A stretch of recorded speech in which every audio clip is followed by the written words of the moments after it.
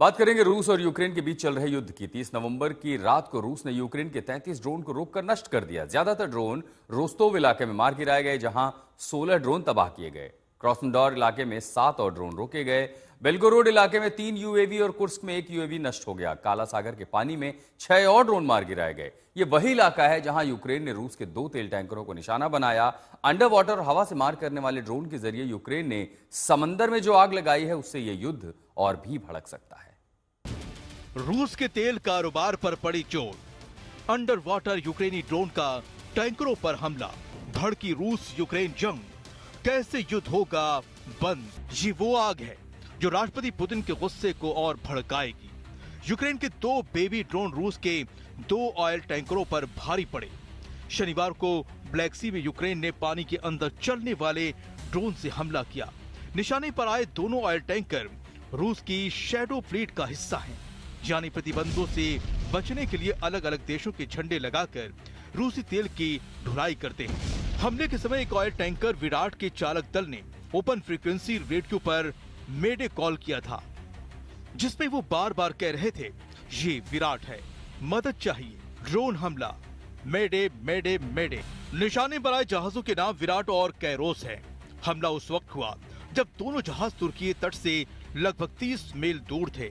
जहाजों पर गाम्बिया का झंडा था ताकि उन्हें प्रतिबंध से बचाया जा सके, जबकि इनके जरिए रूस इनसे अपने तेल की सप्लाई दूसरे देशों को करता है। तुर्की के अधिकारियों के मुताबिक कैरोस में इंजन रूम में आग लगी और जहाज में पानी भरने लगा, जबकि विराट को स्टारबोर्ड साइड पर नुकसान पहुंचा। दोनों जहाजों को गंभीर नुकसान पहुंचा है और उनसे काम लेना मुश्किल है। हालांकि रूसी नागरिकों समेत विराट के 20 और कैरोस के चालक दल के 25 सदस्यों को सुरक्षित बचा लिया गया। यूक्रेनी अधिकारियों के अनुसार ये जहाज लगभग $70 मिलियन कीमत के तेल की ढुलाई कर रहे थे। 2022 से शैडो फ्लीट की मदद से रूस ने $100 बिलियन से अधिक कमाए हैं। ये टैंकर भारत और चीन जैसे देशों को तेल पहुंचाने के लिए इस्तेमाल होते हैं। हमले से रूस का काला सागर से तेल निर्यात प्रभावित हुआ, जो कुल निर्यात का 20 से 25% है। बीते कुछ महीनों में यूक्रेन ने रूस की तेल ठिकानों को निशाना बनाया है। उसका मानना है कि इस कारोबार से मिल रहा पैसा रूस युद्ध में लग रहा है। इसी के तहत बीती रात भी यूक्रेन ने रूस के कुबान में एक ऑयल रिफाइनरी पर ड्रोन हमला किया। इसके 24 घंटे पर रूस ने कीव पर सबसे भयानक हमला किया। मिसाइलों और ड्रोन से किए गए हमलों के बाद कीव के आधे से ज्यादा इलाकों में अब भी बिजली नहीं है। भीषण ठंड के बीच इन घरों की हीटिंग का कोई इंतजाम नहीं है।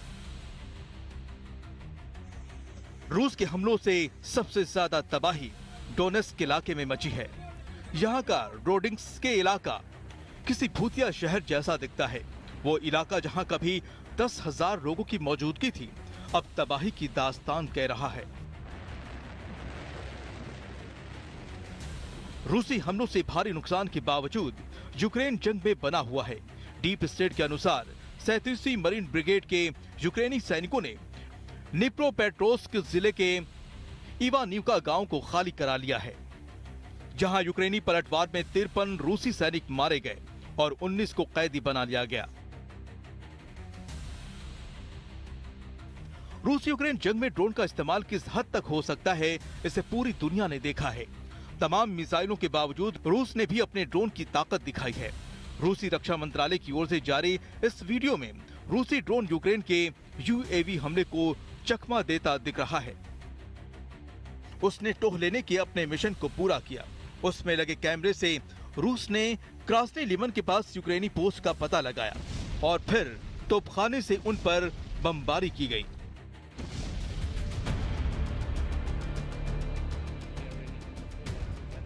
रूस यूक्रेन में ये जंग उस समय और भड़क रही है जब यूक्रेन का एक दल बातचीत के लिए अमेरिका पहुंच रहा है। वहीं ट्रंप के दूत विटकॉफ मॉस्को में पुतिन से मिलने वाले हैं। जंग के शोले शांति की कोशिशों को कहीं नाकाम न कर दें। आज तक ब्यूरो।